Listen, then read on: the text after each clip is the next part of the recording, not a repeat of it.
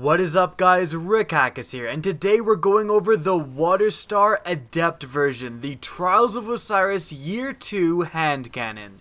Now the Waterstar can be awarded randomly at the end of a Trials match, and also you can get it out of a Trials package that is awarded through a bounty, especially the gold package. You have a good chance of getting a weapon in that.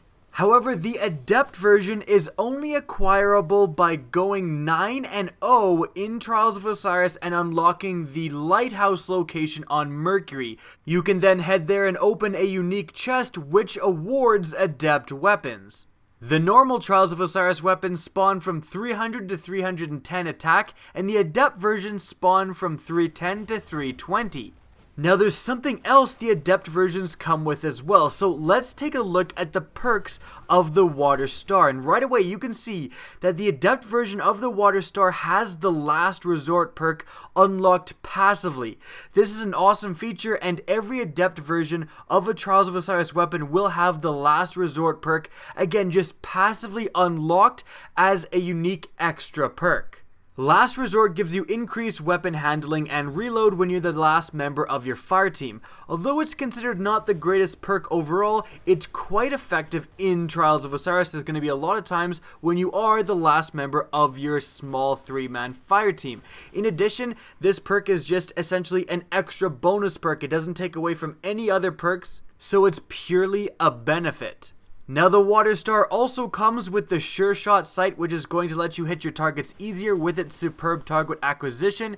Now it also comes with Rangefinder, which is quite useful because it comes with Hand-Laid Stock as well. Hand-Laid Stock is going to massively increase stability, but it is going to cut off that range. Rangefinder won't solve this problem, but it will make the cutoff lessened. Now the last perk I have for my Waterstar is Third Eye. This is an excellent PvP perk. However, your perk in the last perk slot might be different.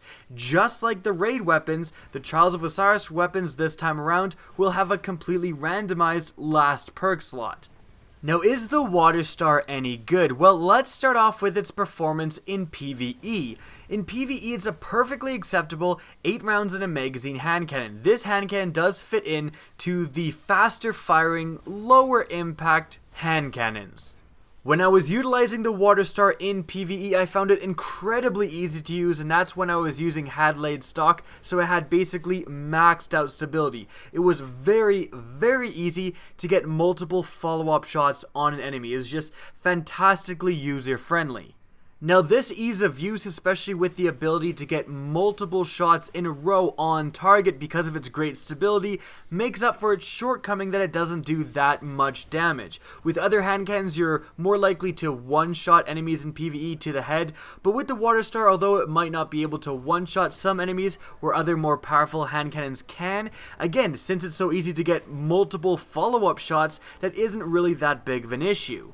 Now the absence of any sort of perk that spreads out the damage like Firefly or explosive rounds does hurt its performance in PvE, and I can think of some better hand cannons to use than this one. However, the hand cannons I'm thinking of, like the Ace of Spades, are all exotic. So if you want a very powerful, legendary hand cannon, I think the Waterstar is definitely a legitimate option, and the extremely high attack in both the normal and the Adept version is really going to help its performance in PvE as well.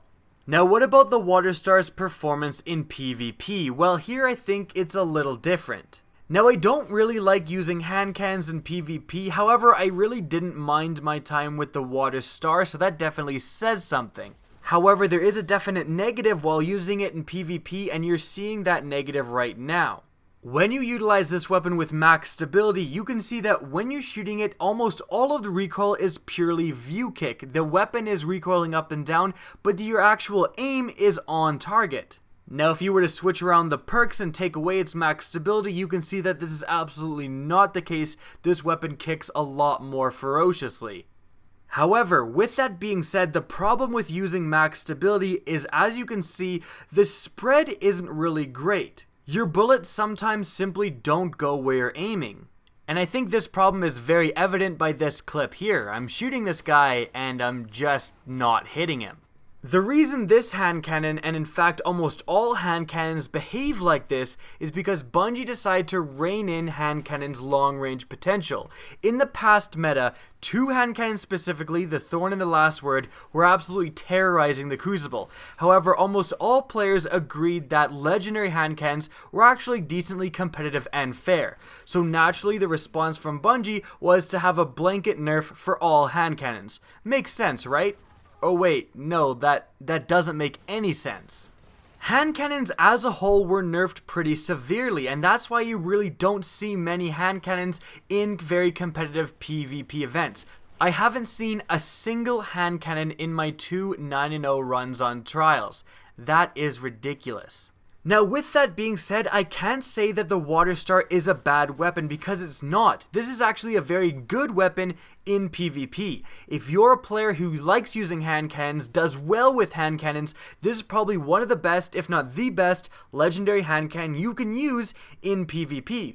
The problem is that for the majority of players, they're probably just better off using a scout rifle or a pulse rifle, and it's simple as that.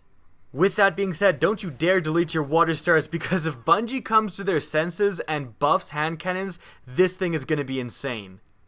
I hope you guys enjoyed this video, and if you did, please remember to rate and share this video. It really helps me out. And if you want to see more Destiny content similar to this, don't be afraid to slap that subscribe button. If you want to get in touch with me and keep up to date with the latest channel activity, the best way to do that is to follow me on Twitter. That's linked in the description of this video, as is my Twitch channel, which you can follow as well. Again, I hope you enjoyed the video, and as always, have a good day.